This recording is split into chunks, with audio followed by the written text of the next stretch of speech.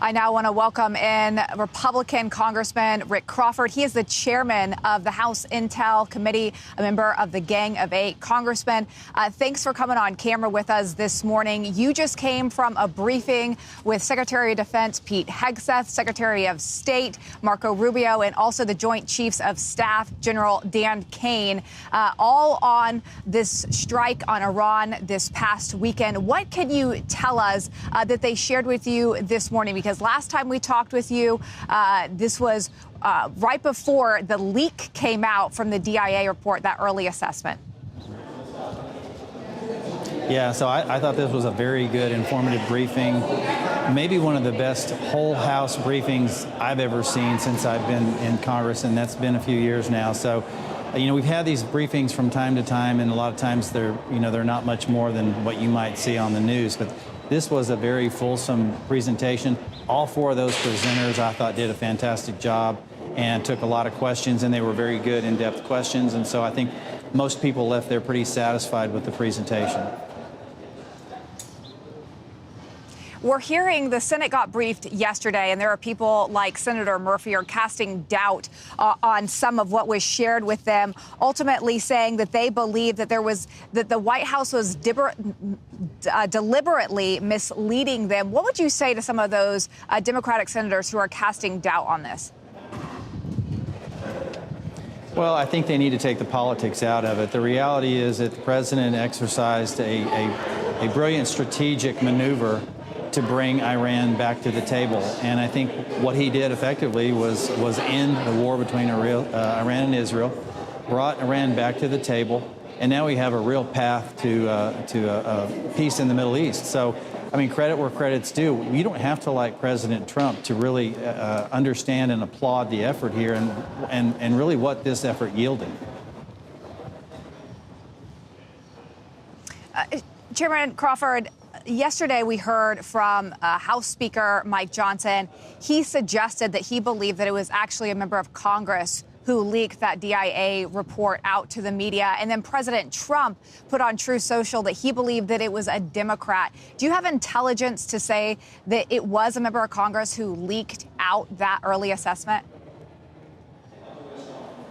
No, I couldn't comment on that. I don't have any information that substantiates that, but we are taking every precaution that we can, proactive measures to make sure that we're retaining in appropriate spaces any classified information that we receive, and that all our personnel have been sort of rebriefed on the appropriate handling of classified materials and so on. So we're taking every proactive measure we can so that we can show the president that we are indeed trustworthy, and we need that information. And, we're his eyes and ears in the oversight capacity, and so it's important that we have that. I think he understands that. It's on us to show him that we're trustworthy, and we're doing everything we can to make that case. We know that the White House has now confirmed that they are limiting intelligence sharing on CapNet, where Congress receives some of its intelligence information from. Your Democratic counterpart, Ranking Member Himes, how is he responding to this news and the briefing that he had this morning? Can you tell us how the Democrats are responding?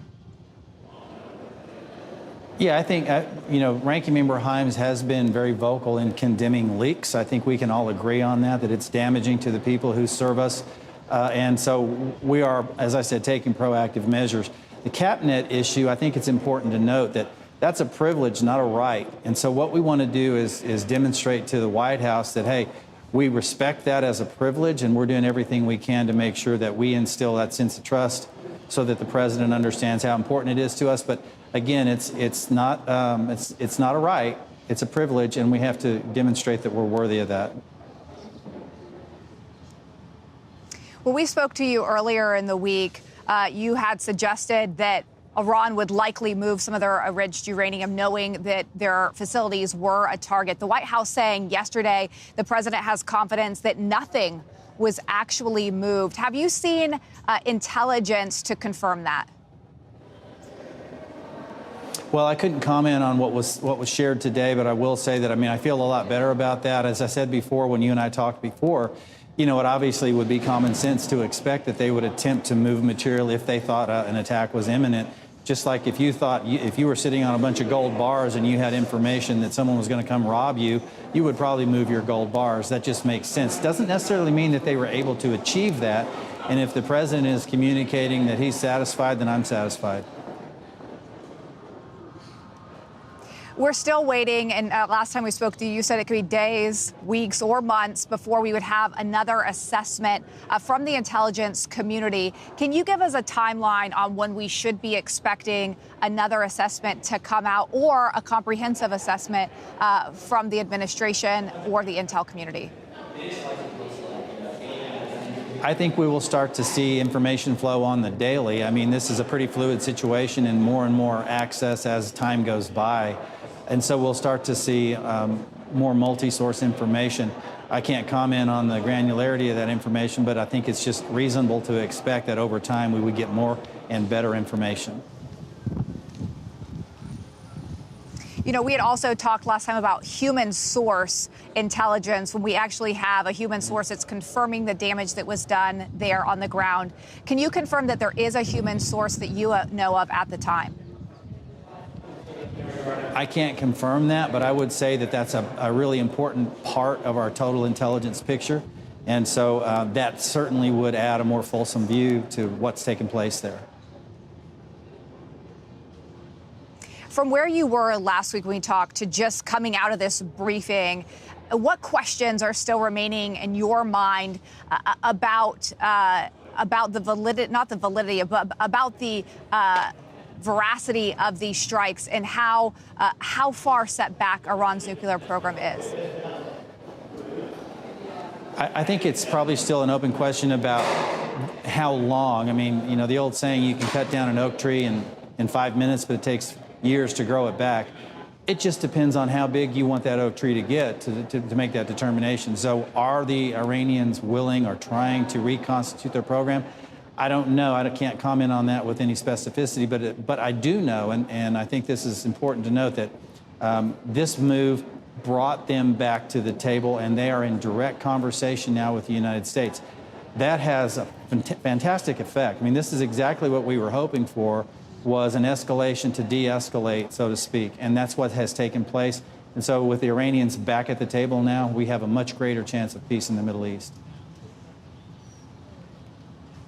And we are in direct conversations with Iran at this point, you're confirming?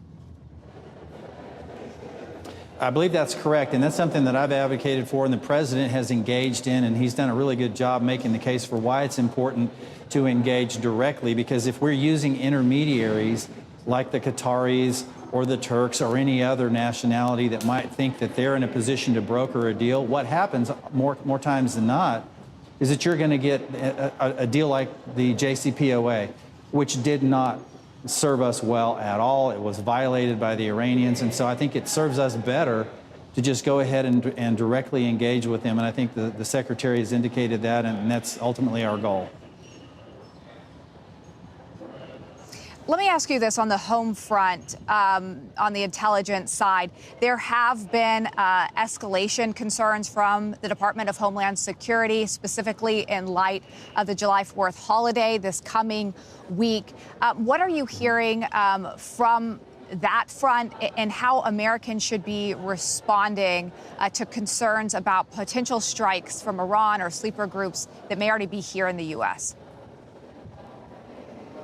So I can say a couple of things with certainty. We don't know what we don't know, but we also do know that the previous administration left the border essentially unguarded and allowed who knows who to actually infiltrate our border. Could that be terror cells? Quite possibly, yes. Any engagements that we have directly with the Iranians doesn't necessarily mean that proxies or terror cells are part of that conversation. We don't even know that Iranians are capable of handling those proxies or terror cells. And so there may be retaliation from some of these people extraneous to what's taking place between the United States and Iran with regard to direct engagement. So we need to be hyper-vigilant here at home and recognize that situational awareness is necessary. The threat may be heightened, and particularly as we approach Independence Day, you know, there may be some opportunities or be seen as opportunities for terror cells to take action. If it doesn't feel right, let someone know. Don't go. Don't put yourself in a position to be vulnerable. Keep your eyes and ears open, keep your head on a swivel, and I think everything will be fine. You know, we did hear from FBI Director Christopher Wray, it was about a year ago now, where he said he saw flashing red lights everywhere because of concerns about potential attack on the homeland, people inspired by October 7th, and because of the open border. Does the FBI feel confident and Homeland Security that they have been able to extract people, or is there still a large concern about who is left here? Well, I can't speak on behalf of the FBI or Department of Homeland Security, but I can say that certainly they are very tuned in to this threat. And I think, you know, the kinds of things that we've seen over the last couple of years, the anti-Semitic rhetoric, the hostilities exhibited at universities around the country and various cities, that's just part and parcel of the kind of stuff that we may see with the upcoming holiday, and this may throw a little fuel on the fire, which sort of requires us to be a little more diligent and paying a little closer attention. And I can guarantee you that the FBI and Homeland Security are on it. All right. Well, Congressman Rick Crawford, chairman of the House Intelligence Committee, we really appreciate your time just coming out of that intelligence briefing there from the House. I hope to check back in with you as you do learn more intelligence. Obviously, so many people interested in this strike against Iran, they're calling the U.S. the big Satan. So thank you so much for your time. Appreciate it this morning, sir. You bet. Thank you.